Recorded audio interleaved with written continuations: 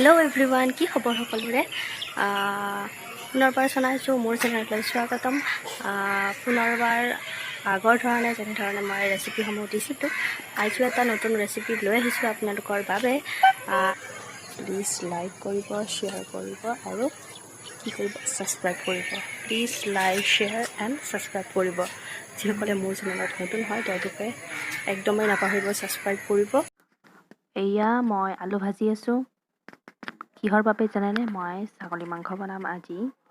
সেইবাবে মই প্ৰথমে আলুখিনি ৰঙচুৱা কৰি ভাজি ল'ম।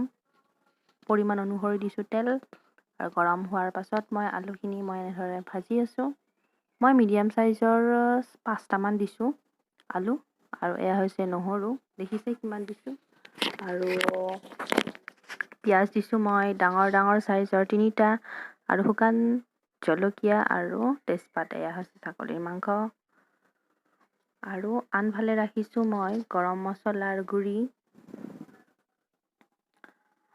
আৰু হৈছে জালুক আৰু নহৰুৰ পেষ্ট। মই বনাই লওঁ এতিয়া। তো এইখিনি হ'ল আমাৰ আলু ভাজি। ৰঙচুৱা হৈছে, মই হালধি নিদিয়াকৈ ৰঙচুৱা কৰিছোঁ, কাৰণ হালধি দিলে জ্বলি যায়। সেইবাবে মই হালধি নিদিয়াকৈ ভাজিছোঁ। আৰু পাঁচফোৰণ দিলোঁ তেলত। পাঁচফোৰণ, শুকান জলকীয়া, এইখিনি মই ভাজি ল'ম। আৰু দিছোঁ তেজপাত।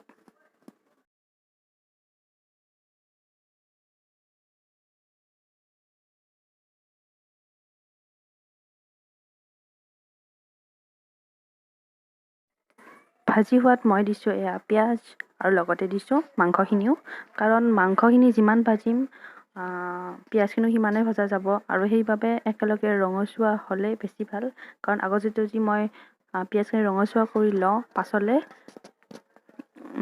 ক'লা পৰি যায় বা বেছিকৈ ভজা যায়। সেইবাবে ভাল নালাগে, তিতা লাগে। আৰু সেইবাবে মই একেলগে দিছোঁ, কাৰণ বেছি সময় ভাজিমেই যিহেতু। 5-10 মিনিট সময় মই ভাজিম এনেধৰণে। চাই থাকক ভিডিঅ'টো।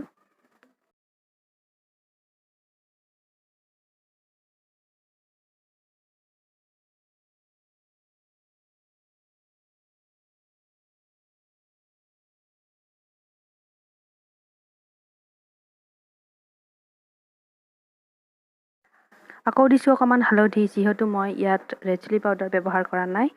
আৰু এনেদৰে ভজাৰ পিছত অকণমান মই দিছোঁ পানী। তাৰ পাছত আৰু দিম পানী, কাৰণ সিজিব লাগিব। ছাগলী মাংসত সিজোতে বহুত টাইম লাগে। আৰু বেছি একো দিয়া নাই, এইখিনিয়ে। তো আমাৰ খাই ৰেডি হ'ব এতিয়া। এয়া আমাৰ ৰেডি হৈ গ'ল মাটন। এয়া কালাৰটো ইমান ধুনীয়া আহিছে।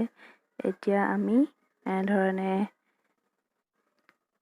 বাতিত সজাইছোঁ, আৰু অকণমান পিছত আমি পৰিৱেশন কৰিব পাৰিম। এয়া দেখিছে কালাৰ কি ধুনীয়া আহিছে, কিন্তু মই ইয়াত ৰেড চিলি পাউডাৰ একদমেই দিয়া নাই দেই।